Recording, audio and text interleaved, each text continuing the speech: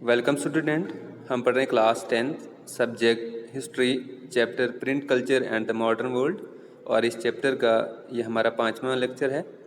तो इस लेक्चर में आज का जो हमारा टॉपिक है वह है the reading mania, tremble therefore tyrants of the world, print culture and the French revolution. ये टॉपिक आज हम इस लेक्चर में डिस्कस करेंगे। तो सबसे पहले डिस्कस करेंगे द रीडिंग मैनिया। तो रीडिंग मैनिया क्या होता है? Sudden increase in readership due to the increase in print material. ठीक है, तो रीडिंग मैनिया होता है इंक्रीज इन रीडरशिप, यानी कि रीडरशिप जब बढ़ जाती है या लोगों में जब इंटरेस्ट क्रिएट हो जाता है बुक्स पढ़ने का, तो इसको हम बोलते हैं रीडिंग मैनिया। ठीक है, through the 17th century and 18th centuries, literacy rates went up in most part of the Europe। यानी कि 17 एंड 18 सेंचुरी में यूरोप के मुख्तलिफ पार्ट्स में जो लिटरेसी रेट है वो थोड़ा बढ़ गया। तो लिटरेसी रेट बढ़ गया तो इसकी वजह से जो रीडरशिप हैं वो भी बढ़ गए। बहुत सारे लोगों में अब इंटरेस्ट क्रिएट हो गया different types of materials, print materials पढ़ने का। Church of different denomination set up schools in villages carrying literacy to peasants and artisans। यानी क्या हुआ कि 17 एंड 18 सेंचुरी में लिटरेसी रेट थोड़ा बढ़ गया और इसके पीछे जो मेन रीज़न जो था, जो चर्चेस थे जिसमें जो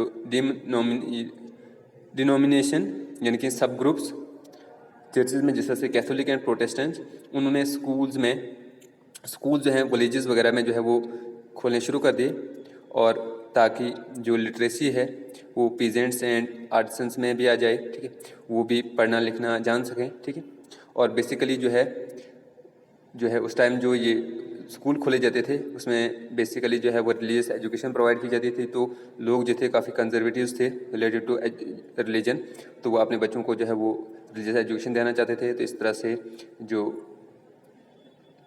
स्कूल में जो एनरोलमेंट हुआ वो बहुत ज़्यादा हुआ। तो जब बच्चे एनरोल हुए स्कूल में, तो जब उन्होंने पढ़ना लिखना शुरू कर दिया तो इसकी वजह से जो है मोस्ट पार्ट ऑफ यूरोप में जो है लिटरेसी रेट जो है वो बढ़ गया।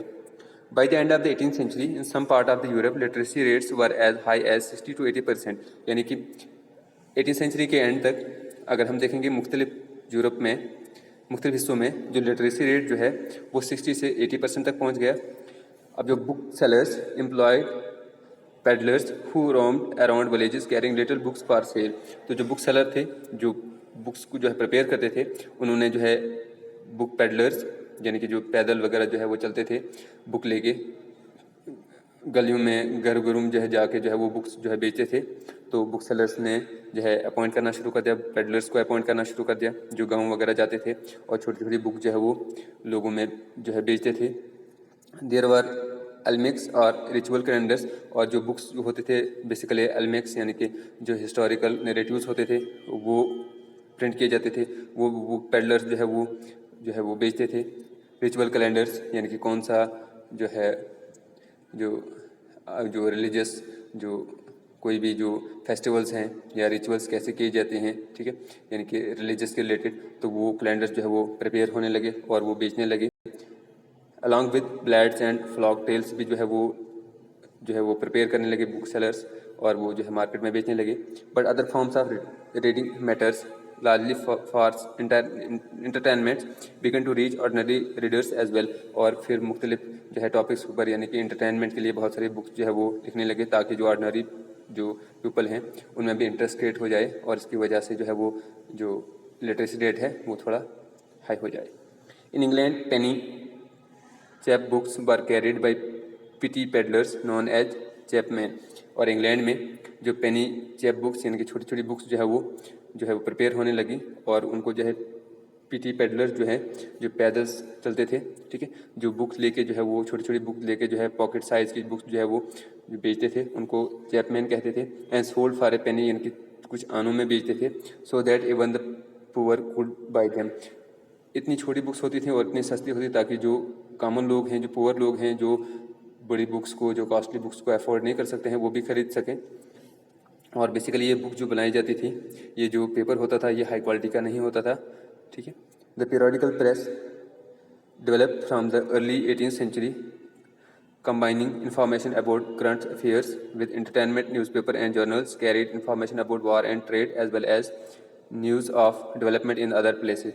और उसके बाद 18th century, early 18th century में जो बुक सेलर्स थे उन्हें डिफरेंट टॉपिक्स के ऊपर जो है वो बुक्स जो है वो प्रिपेयर करने शुरू कर दी, जैसे current affair, day to day happenings क्या होती थी, एंटरटेनमेंट्स, न्यूज़पेपर वगैरह जो है वो पब्लिश करने शुरू कर दिए, जिसमें इंफॉर्मेशन जो प्रोवाइड की जाती थी about wars and trade as well as development, जो डिफरेंट प्लेसेस में कैसे डेवलपमेंट हो रही है, वहाँ पे कौन कौन से प्लान्स एंड जो प्रोग्रेस, कौन कौन सी कंट्री किस तरह से प्रोग्रेस कर रही थी, ये इन्फॉर्मेशन जो है वो उन बुक्स में जो है वो प्रिपेयर की जाती थी।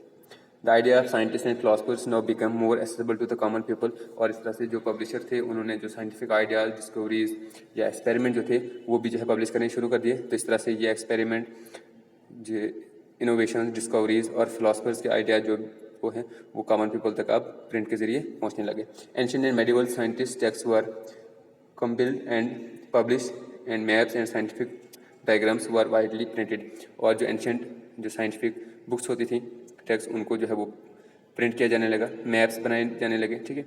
और जो साइंटिफिक डायग्राम्स होती थी वो भी जो है वो बुक सेलर जो है वो प्रिपेयर करने लगे और उनको मार्केट में बेचने लगे। तो इस तरह से लोगों में जो है एक इंटरेस्ट क्रिएट हुआ ताकि वो डिफरेंट जो है वो नॉलेज, इन्फॉर्मेशन जो है वो गेन करना चाहते थे, ठीक है। और डिफरेंट जो डेवलपमेंट जो है अराउंड द वर्ल्ड हो रही थी उसके मुताबिक जो है वो नॉलेज जो है गेन करना चाहते थे। तो इस तरह से एक न्यू रीडरशिप जो है वो क्रिएट हो गई थ्रू द 17 एंड 18 सेंचुरी के बीच में।